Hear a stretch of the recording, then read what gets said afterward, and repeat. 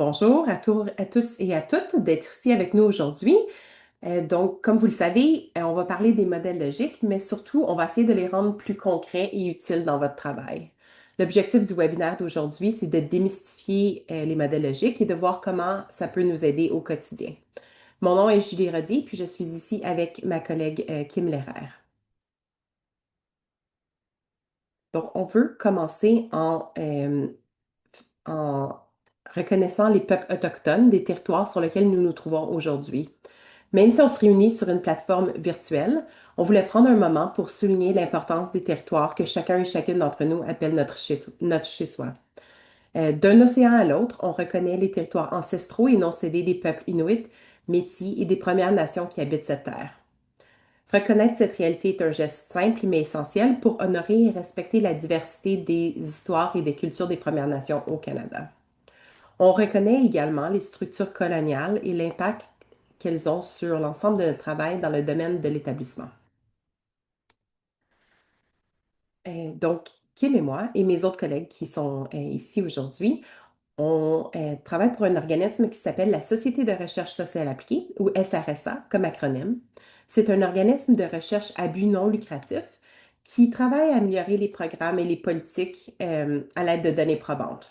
Donc, notre rôle, c'est à la fois de renforcer la capacité des organisations et d'améliorer les pratiques d'évaluation. Et puis, le webinaire d'aujourd'hui s'inscrit directement dans cette mission. Dans la plupart de notre travail, on travaille en collaboration avec des organismes comme les vôtres, bien que Kim et moi, on travaille surtout dans les domaines de l'immigration et des communautés francophones en situation minoritaire. La SRSA œuvre dans plusieurs autres domaines, dont l'éducation, le postsecondaire, l'emploi, la formation aux adultes et plusieurs autres. Le webinaire d'aujourd'hui s- s- s- fait partie d'un projet qui s'appelle Capacité. Et puis, Capacité, c'est construire des approches améliorant la capacité d'innover, de transformer et d'évaluer les services. C'est un projet qui a été financé par IRCC et qui se termine en mars 2028. Et puis, l'objectif principal du projet, c'est vraiment de renforcer les connaissances et les compétences des organisations en matière d'utilisation de l'évaluation. Donc, c'est par le biais d'activités de renforcement des capacités en évaluation, comme par exemple le webinaire d'aujourd'hui qui s'inscrit dans une série d'ateliers euh, qu'on fait. On en a fait quelques-uns avant et puis on va vous donner l'endroit où vous pouvez accéder aux enregistrements précédents. Et puis, on va vous laisser savoir aussi comment vous rester au courant des événements à suivre. Dans ce projet-ci, il y a non seulement des webinaires, mais il y a aussi de l'apprentissage par les pairs, du soutien individualisé en renforcement des capacités. Euh, et puis, on va parler un petit peu des autres activités du projet par la suite. Dans le webinaire d'aujourd'hui, on va voir c'est quoi les composantes d'un modèle logique, pourquoi est-ce que c'est utile, comment on en construit un, et puis comment ensuite ça sert à la collecte de données et à l'évaluation. Donc, notre but aujourd'hui, c'est de vous donner une compréhension à la fois un petit peu théorique du modèle logique et puis pratique aussi pour que vous puissiez l'utiliser dans votre travail. OK, fait qu'on se lance dans le modèle logique. Donc, si on commence par la base, c'est quoi un modèle logique? Euh, un modèle logique, c'est une représentation visuelle, souvent d'un programme, d'un service, d'une politique, d'une initiative. Ça peut aussi représenter ça peut aussi représenter à un niveau organisationnel, mais la présentation d'aujourd'hui va se concentrer sur les programmes ou les initiatives. Il y a plusieurs composantes dans un modèle logique, mais le but vraiment, c'est de voir le lien entre ce qu'on y met, les activités et ce qui en ressort, les résultats. On va passer à travers de chacune de ces composantes-ci pour un peu expliquer qu'est-ce qui va dans un modèle logique. Donc, comme vous pouvez voir, là, dans la colonne à gauche, il y a le besoin. Donc, on commence par quel besoin ou problème précis est-ce qu'on essaye de résoudre avec l'initiative, le programme, notre organisme, par exemple. Après ça, les intrants, c'est les ressources, donc le personnel, le financement, le matériel utilisé pour mettre en œuvre le programme. Ensuite, il y a les activités. Donc, les activités, c'est des actions ou des interventions spécifiques. Donc, ça peut être des ateliers, des séances de formation, ça dépend vraiment du programme, mais c'est dans le concret, qu'est-ce qu'on fait, les actions qu'on pose euh, pour atteindre les résultats. Après ça, il y a des extrants qui sont les produits immédiats. Donc, les extrants, c'est la question qu'on se pose, c'est vraiment, c'est quoi les produits ou les livrables tangibles qu'on a? Fait que ça peut être des choses comme le nombre de séances qui ont été réalisées, le nombre de participants ou de participantes qui ont rejoint un programme, le nombre de vidéos qui ont été créées, le curriculum qui ressort d'un programme, des choses comme ça. Et puis quand on regarde les résultats, on les a séparés en trois temps. Donc les résultats à court terme, moyen terme et long terme. Les résultats à court terme, c'est ce qu'on s'attend, ce qu'on anticipe que les activités vont produire là, comme changement dans une période courte après le programme. Donc, ici, on a dit de 0 à 6 mois, mais ça peut vraiment, ça dépend du programme. Tu sais, ça pourrait être de 0 à 3 mois, ça pourrait être dans les semaines suivantes, le programme, tout dépendant de ce que vous offrez. Après ça, dans le moyen terme, c'est ici, on l'a indiqué dans les 6 à 24 prochains mois. C'est quoi les changements qui découlent des activités? Mais comme je vous l'ai dit, ça dépend vraiment de votre programme. Donc, ça, c'est à ajuster. Puis après ça, il y a les résultats à long terme qui sont souvent euh, plus lointains, mais aussi qui sont souvent, c'est moins facile de lier les activités aux résultats à long terme. Euh, parce que c'est plus loin et puis c'est difficile de collecter ces informations-là. Donc, ici, c'est après 2 ans. Donc, quels sont les changements qui découlent des activités? Vous avez sûrement déjà vu des modèles logiques qui ne comprennent pas toutes les composantes suivantes ou qui en comprennent d'autres. Et puis, ça n'en fait pas moins d'un modèle logique, là. C'est juste, ça, c'est les composantes qui sont les plus souvent retrouvées dans un modèle logique. Vous avez peut-être déjà entendu parler aussi d'un concept qui est similaire, dont la théorie du changement. Souvent, c'est utilisé de façon interchangeable, mais en fait, c'est pas exactement la même chose. Il y a des différences. Donc, un modèle logique, c'est comme vous l'avez vu dans la diapo précédente, c'est vraiment une représentation linéaire qui est centrée sur le programme, qui montre comment l'intervention donnée est censée fonctionner en établissant des liens entre les intrants, les activités, les extrants et les résultats. Fait que ça répond plus à la question que fera le programme. Donc, c'est quoi la description du programme ici? Une théorie du changement, ça va souvent un peu plus loin, dans le sens que ça essaie d'expliquer comment et pourquoi un changement est censé se produire. Donc, on peut penser à ajouter des facteurs externes, des hypothèses sur la façon comment une activité euh, est supposée engendrer un résultat, par exemple. Donc, ça répond plus à la question pourquoi et comment le changement se produira-t-il. Il y a des versions hybrides aussi, mais on les a gardées assez distinctes là, juste pour comprendre la différence entre les deux. Euh, donc, pourquoi élaborer et utiliser un modèle logique? Donc, maintenant qu'on sait c'est quoi un modèle logique, pourquoi est-ce qu'on le ferait, puis pourquoi est-ce qu'on l'utiliserait? Donc, de un, ça peut aider à clarifier la logique et les objectifs du programme. Donc, en nous forçant à réfléchir aux différentes composantes du modèle logique et puis euh, en, en discutant avec les parties prenantes, les collègues, donc ça l'aide à clarifier les choses. Ça peut aussi soutenir la planification, la mise en œuvre et l'apprentissage. Donc, ça peut être un outil qu'on utilise pour faire la planification du projet, euh, pour faire le suivi de la mise en œuvre, par exemple. Ça peut aussi être un outil qu'on utilise pour communiquer plus clairement avec soit les bailleurs de fonds, les partenaires.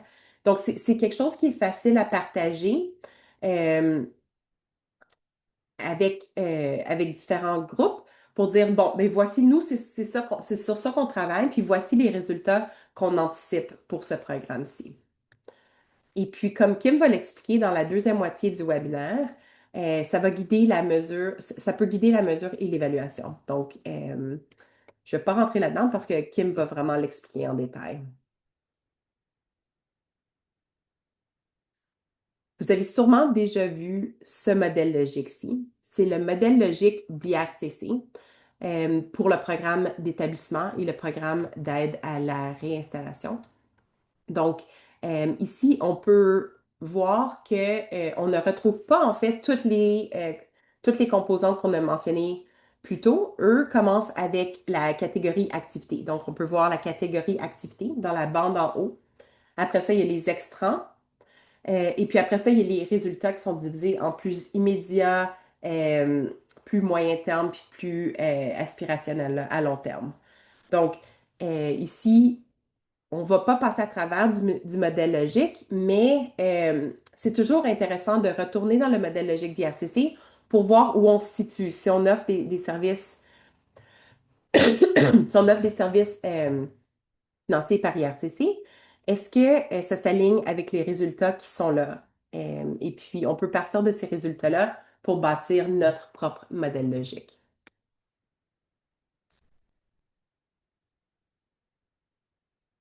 Euh, je veux revenir sur deux composantes, donc les extrants et les résultats.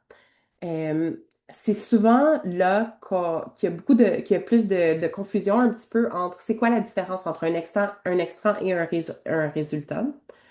Les extrants, c'est vraiment des produits directs des activités du programme. Euh, donc, on a mis plusieurs exemples ici d'extrants. Ça peut être le nombre de participants qui ont joint le programme, le nombre de participants qui ont complété une formation, le nombre d'employeurs mobilisés, le nombre de salons d'emploi organisés, un programme de langue nouvellement développé, le nombre de vidéos produites. Ça pourrait être le nombre de partenaires qui se sont joints à un symposium, par exemple. Fait qu'on peut voir que c'est des choses, soit qu'on peut compter ou qu'on peut vraiment concrètement comprendre qui ont été produites. Euh, Tandis que les résultats, c'est des changements que les activités du programme sont censées produire. Donc, qu'est-ce qu'on anticipe comme changement dû aux activités? Et puis, on a mis plusieurs exemples de changements ici. Euh, L'amélioration des compétences et des connaissances, l'amélioration des résultats en matière d'emploi, par exemple, une meilleure santé mentale pour les participants.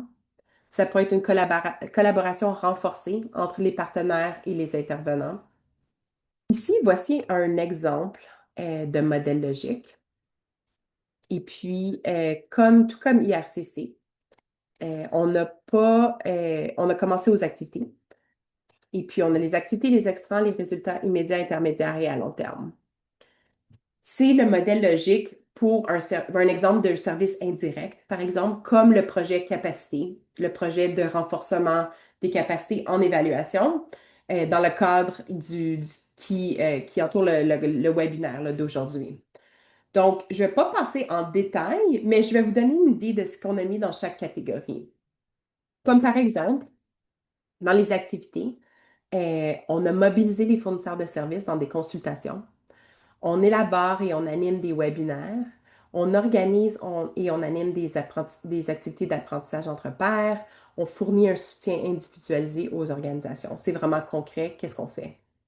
Dans les extrants, il y en a plusieurs, puis on en a plus que ça d'ailleurs, mais ça peut être le nombre de séances de consultation qui ont été tenues, euh, le nombre de fournisseurs de services qui ont participé aux consultations, le rapport qu'on a produit sur les résultats de la consultation, le nombre de webinaires offerts, le nombre d'organisations qui ont reçu un soutien individuel, le nombre d'heures de soutien individuel fourni. Euh, Dans les résultats immédiats, comme vous pouvez le voir ici, nous, on a mis pour ce projet-ci que c'est de 0 à 3 mois. Donc, quelqu'un participent aux activités de renforcement en capacité de ce projet-ci et on s'attend que dans les 0 à 3 mois, voici des changements qui pourraient se produire. Donc, les participants pourraient accroître leur sensibilisation à l'évaluation et à leur importance, pourraient aussi améliorer leur compréhension des approches axées sur les résultats. Euh, on espère aussi qu'il y a un accroissement des échanges entre pairs sur les meilleures pratiques et sur les pratiques en évaluation. Pour les résultats intermédiaires, on a mis ça de 3 mois à 3 ans. Et puis ici, ce qu'on a inclus, c'est des choses comme l'accroissement de l'utilisation de l'évaluation, le renforcement de la confiance dans la mise en œuvre de pratiques d'évaluation, et puis une évaluation organisationnelle vers des pratiques axées sur les résultats. Et puis là, quand on regarde 3 ans et plus, c'est vraiment au-delà du contexte du programme, puisque c'est vraiment un projet de 3 ans. Mais on pourrait anticiper voir une adoption accrue d'approches axées sur les résultats qui, en fait, amène à des programmes d'établissement qui sont plus efficaces pour les nouveaux arrivants parce qu'ils sont basés sur des données probantes, par exemple.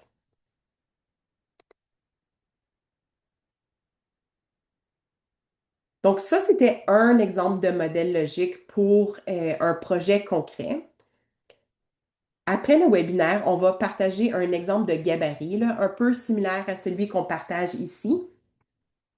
Euh, et puis, vous voyez que le gabarit comprend les catégories dont on a parlé dans les diapos précédentes. Euh, et puis, pour que ça devienne plus concret, ensemble, on va utiliser un projet sur lequel Kim et moi, on a déjà travaillé pour définir ce qu'on mettrait dans chacune de ces colonnes-là. Fait qu'on va faire un peu le travail euh, étape par étape dans les prochaines diapos.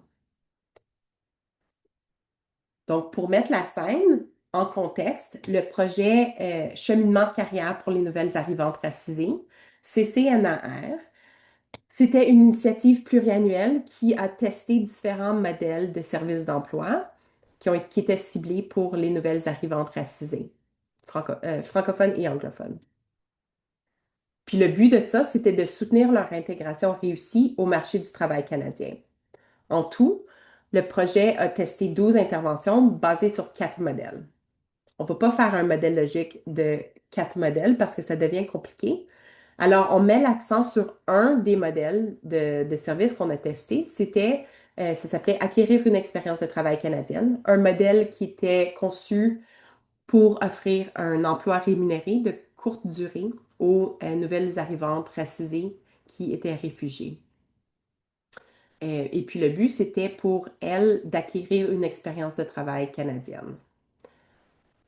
Ce que le programme a compris, c'était une formation à la préparation à l'emploi, une subvention salariale et puis un accompagnement individualisé continu. Vous n'avez certainement pas tous les détails, mais on en a assez pour essayer de monter un modèle logique. Donc, en termes de besoins, quel est le problème ou l'enjeu auquel nous cherchons à répondre? Donc, on sait que les nouvelles arrivantes racisées ont des moins bons résultats sur le marché du travail que les hommes et les personnes non racisées. On sait aussi que les nouvelles arrivantes racisées ont des besoins et des parcours professionnels variés dû à la diversité de leur parcours. Et puis, ça demande des programmes ciblés. On sait aussi que le manque d'expérience de travail canadien constitue un obstacle majeur à l'obtention d'un emploi au Canada. Et puis, pour ce modèle-ci, les nouvelles arrivantes racisées les plus éloignées du marché du travail canadien, donc des réfugiés qui sont peut-être un peu plus éloignés, ont besoin d'un soutien supplémentaire pour accueillir cette expérience de travail-là. Donc ça, c'est ce qu'on mettrait dans la colonne besoin. Maintenant, si on passe aux intrants, c'est, comme on l'a dit, les ressources disponibles. Donc, de quelles ressources disposons-nous? Donc, pour le projet CCNR, on avait du financement d'IRCC, on avait le personnel du programme, on avait l'espace pour les ateliers, on avait des employeurs partenaires, on avait des fonds pour les subventions salariales, on avait des ordinateurs portables qui ont été prêtés aux participantes. Fait que ça, On pourrait mettre plus de choses ici, certainement, si on allait en plus en détail, mais c'est vraiment pour comprendre un petit peu ce qui rentre dans le programme. Après ça, si on regarde les activités, c'est vraiment qu'est-ce qu'on fait? C'est quoi dans le concret que le programme offre? Comme je l'ai mentionné, c'était une formation à la préparation à l'emploi, un placement professionnel accompagné, euh, y compris la subvention salariale, un groupe de soutien entre pairs, une orientation vers des services et des soutiens supplémentaires et la mobilisation des employeurs afin d'aller chercher ces placements professionnels-là. Et puis, si on regarde les extras, donc qu'est-ce que le programme produit?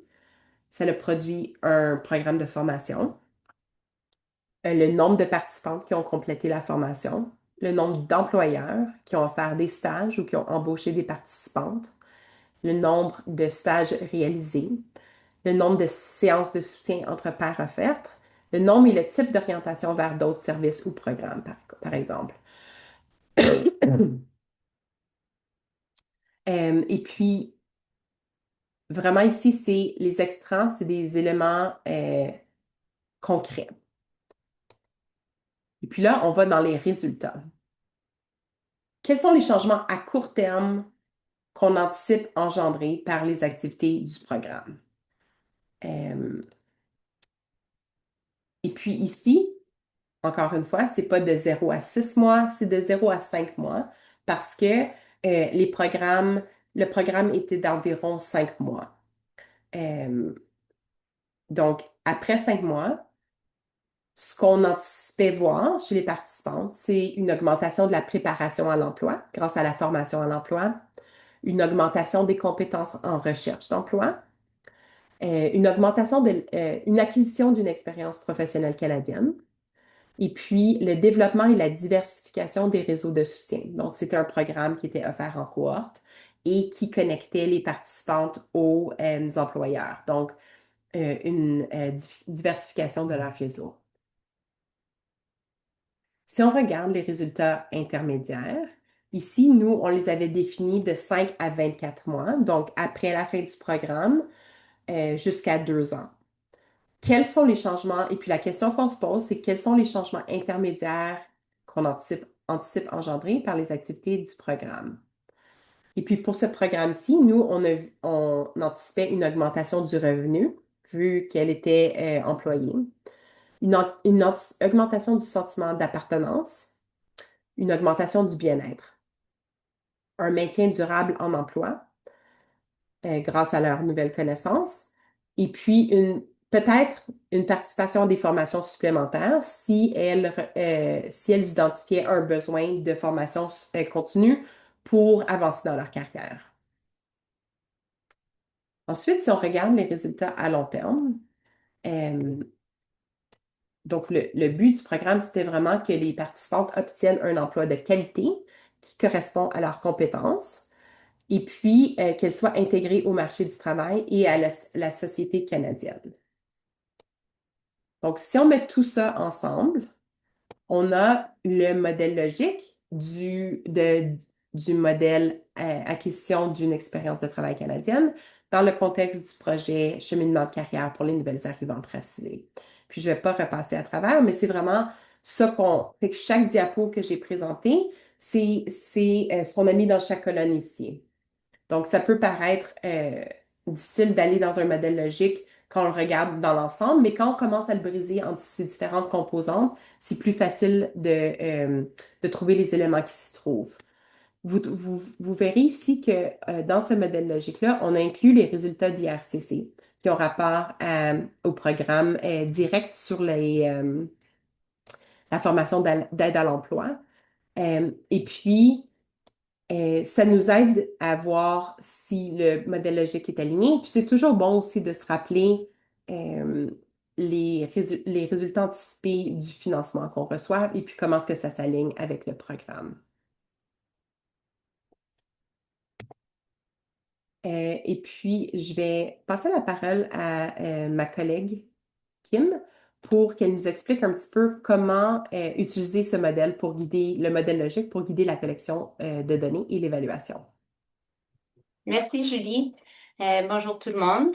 Alors, comme Julie l'a dit, il y a plusieurs motivations ou raisons d'utiliser un modèle logique.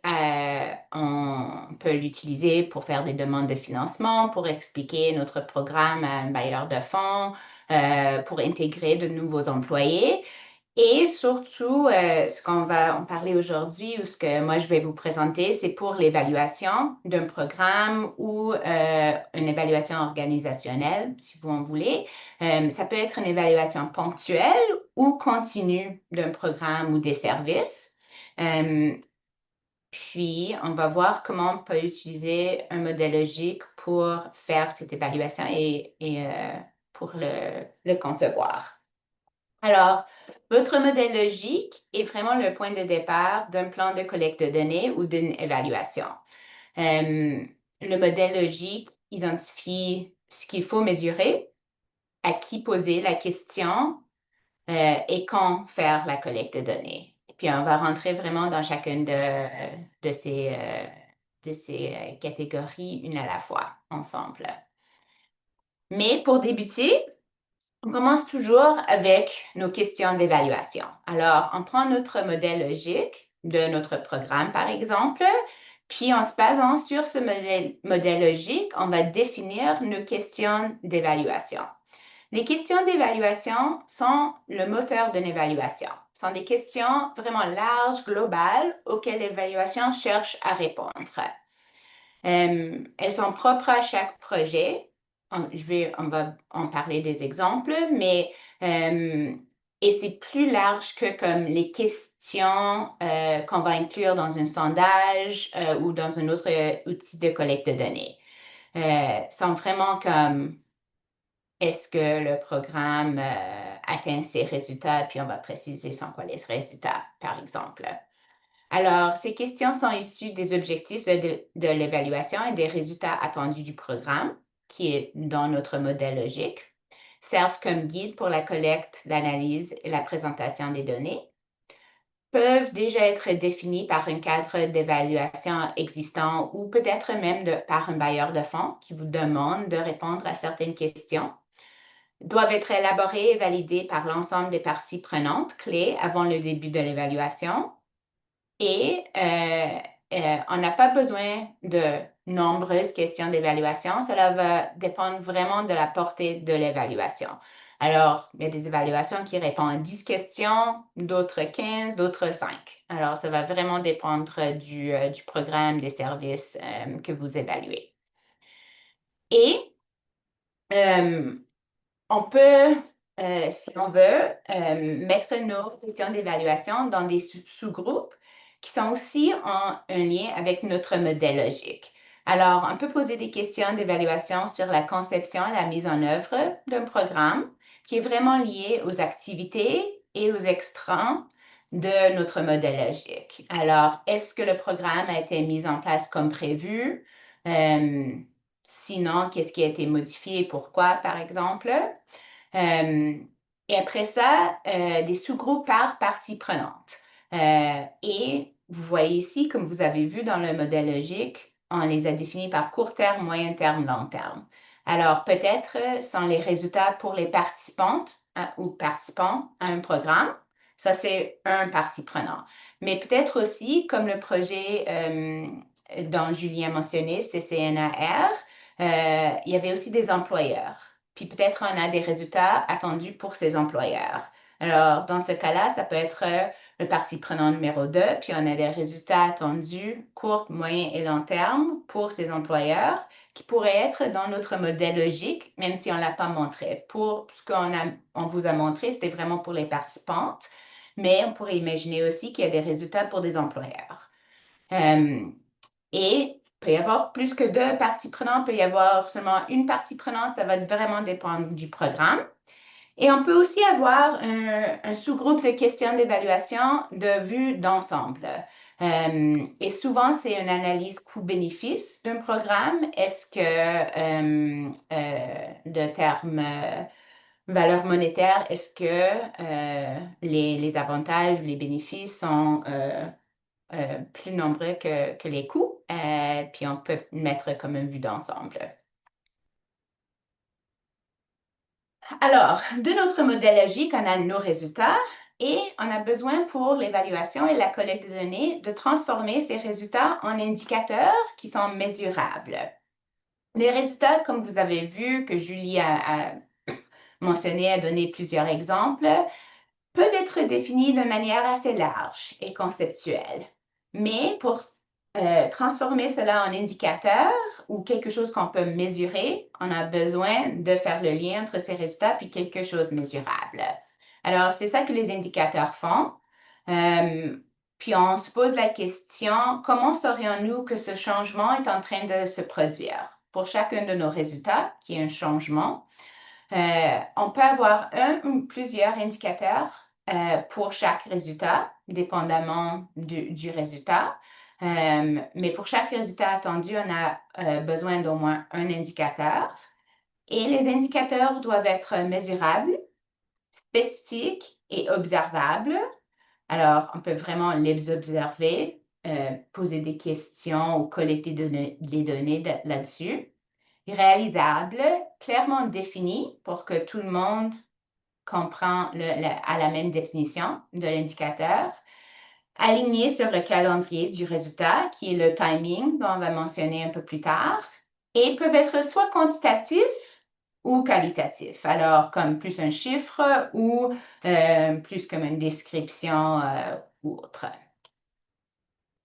Alors, ici, on revient au même exemple du projet pilote CCNAR. On garde les mêmes résultats à court terme que vous avez vus dans le modèle logique. Puis, on a quelques exemples d'indicateurs pour les résultats à court terme. Alors, si vous vous rappelez, on a l'augmentation dans la préparation à l'employabilité comme un résultat à court terme. Puis, un indicateur pour préparation à l'employabilité qui est conceptuel très large peut être la confiance autodéclarée de la participante dans la capacité à obtenir un emploi. Puis, on peut le faire comme une échelle de 1 à 10 ou ça peut être plus qualitatif dans une entrevue avec une participante, la confiance qu'elle a dans sa capacité d'obtenir un emploi. Alors, une version plus quantitative, une version plus qualitative ici. Pour compétences de recherche d'emploi, vous voyez qu'il y a plusieurs indicateurs qu'on a inclus ici pour un résultat. On a l'augmentation du sentiment d'auto-efficacité dans la prise de décision de carrière, qui est un indice. On peut le mesurer avant que la participante se joigne au programme et après pour voir s'il y a un changement. On peut aussi avoir une augmentation de la clarté dans la recherche d'emploi. Même chose, un indice, on mesure avant et après, puis on regarde un changement. Augmentation du sentiment d'auto-efficacité de recherche d'emploi, même chose, indice. Et on peut aussi avoir la perception d'avoir acquis des compétences de recherche d'emploi grâce au programme. Et ça, peut-être on peut poser la question aux participants elles-mêmes ou, on va voir un peu plus tard, on peut aussi peut-être poser ces questions au personnel de ce programme pour voir leur perception de l'acquisition des compétences par les participantes. Alors, les données ne doivent pas nécessairement venir directement des participantes, mais peuvent aussi venir de tiers parties. Alors, je ne vais pas rentrer dans les autres détails, mais vous voyez des exemples. On va partager les diapos.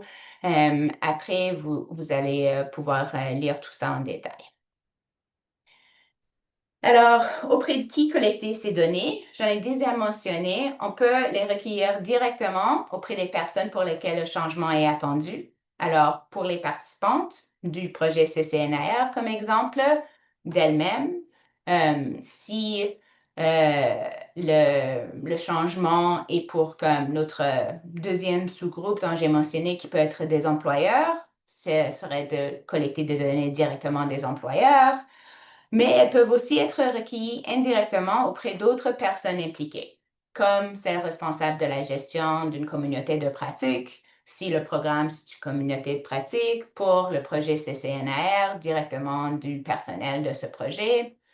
Et on peut aussi faire la triangulation, que vous avez peut-être déjà entendu parler, qui est l'utilisation de plusieurs points de vue qui nous permet de construire une compréhension plus complète de ce qui change et les raisons pour ces changements. Alors, peut-être on va poser une question sur un des résultats à court terme directement des participantes, mais aussi du personnel et aussi des employeurs pour avoir vraiment une version, une image plus complète de ce qui s'est passé après le programme.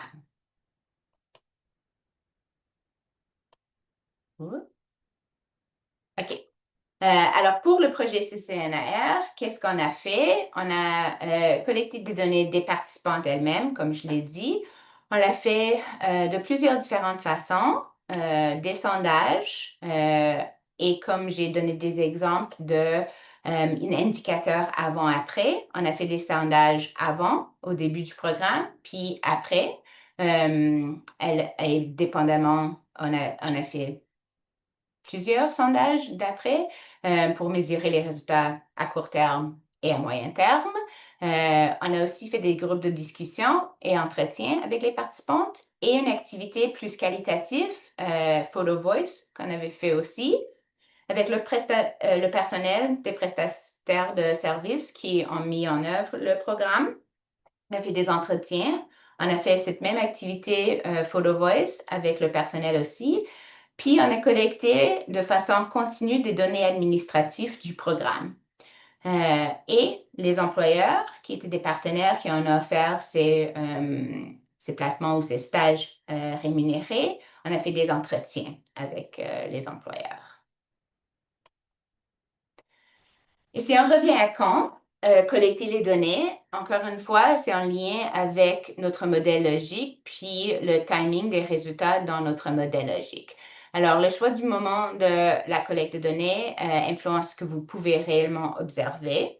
Alors, comme Julie l'a mentionné, par exemple, pour ce projet-ci, Capacité, c'est un projet de 3 ans. On ne va pas être capable de mesurer les résultats qui se passent au-delà de 3 ans parce que le programme se termine. Alors, ce qui est possible pour nous de collecter, ce sont vraiment les données jusqu'à 3 ans. Alors, c'est ça qui arrive des fois. Ça doit être aligné sur le moment où les résultats sont censés de produire. Comme je l'ai indiqué, pour ce projet pilote CCNAR, ça peut inclure une collecte de données de base qui mesure vraiment comme le niveau avant la mise en œuvre du programme, avant la participation du programme, au programme. Le calendrier peut être basé sur un moment précis, alors une date, sur une étape du programme. Par exemple, après la formation en groupe, on va faire un sondage. Ou 6 mois après la formation en groupe, on va faire un sondage. Ou une étape individuelle. Par exemple, après que quelqu'un trouve un emploi, on va faire un sondage avec elle. Ou 6 mois après qu'elle a trouvé un emploi, on va faire un sondage avec elle pour poser des questions sur cet emploi. Et ici, je vais vous donner quelques éléments à prendre en compte dans les décisions pour quand collecter les données, mais c'est vraiment une introduction ici. Alors, si vous avez des questions, on pourrait s'en parler plus tard. Mais des éléments à prendre en considération, premièrement, le biais de rappel. Alors, les personnes oublient avec le temps. Alors, si on pose des questions sur quelque chose qui s'est passé il y a un an, dépendamment de c'est quoi l'événement dont on veut se questionner, c'est possible que les personnes ont oublié ou ont un peu plus de difficulté à répondre. Il y a aussi de l'attrition. Alors, il y a moins de personnes qui répondent à mesure qu'on s'éloigne d'une initiative. Alors, si vous voulez mesurer des résultats intermédiaires et à long terme, ça devient un peu plus difficile. Alors, c'est important de prendre cela en compte aussi. Et qu'est-ce qui est faisable en termes de temps que vous avez, d'accès et de ressources? Alors, est-ce que si le programme termine puis vous n'avez pas des fonds après 3 ans, vous ne pourrez peut-être pas collecter des données au-delà de la durée du produit. Alors, pour le projet CCNAR, encore une fois, juste comme un exemple, on a mis sur ce diapo le calendrier des activités de collecte de données avec qu'on avait fait. Alors, comme mentionné, on a fait des entretiens, des groupes de discussion, le photo voice, sondage et données administratives. Puis pour chacun d'entre eux, on a mis ici quand est-ce on a collecté les données. Alors, pour les entretiens, par exemple, avec le personnel des prestataires de services. On a fait ça de façon annuelle, mais pour les employeurs, c'était seulement une fois au cours de la deuxième année du projet. Puis les données administratives, comme j'ai dit, c'était vraiment plus continuel, des rapports mensuels. Il y avait aussi un système d'information de gestion de projet qui nous aidait à collecter des données de mise en œuvre. Alors, voici un tableau qui résume un peu la collecte de données pour le programme pilote CCNAR. On a les activités, le résultat à court terme lié, l'indicateur. Alors, tout ça, on l'a vu déjà. C'est juste qu'on l'a mis ensemble dans ce tableau. De qui est-ce qu'on a collecté les données, comment, sondage, entretien, un groupe de discussion et quand est-ce que ça a été fait. Puis ça résume vraiment, ça prend le modèle logique, puis ça le transforme en, en roadmap pour faire une collecte de données, pour pouvoir capturer les résultats à court terme et répondre aux questions d'évaluation qui sont liées à ces résultats à court terme. Alors, c'est tout ce qu'on avait pour le modèle logique. On a des webinaires à venir. Vous allez les recevoir si vous êtes inscrit à notre newsletter. Mais le prochain webinaire, c'est intégrer l'évaluation dans votre travail. Après ça, on a introduction au principe de collecte et l'analyse des données quantitatives. Après ça, ça va être la même chose, mais pour les données qualitatives. On a aussi enregistré nos webinaires précédents qui sont disponibles sur YouTube. On a un sur le cadre d'évaluation, un le partage des résultats, un sur mesure de rendement. Tous les webinaires sont en anglais et en français. Les liens sur les diapos qu'on va partager sont pour les webinaires en français. Et si vous voulez savoir plus sur le modèle logique ou autre chose liée à l'évaluation, le projet Capacité peut vous accompagner.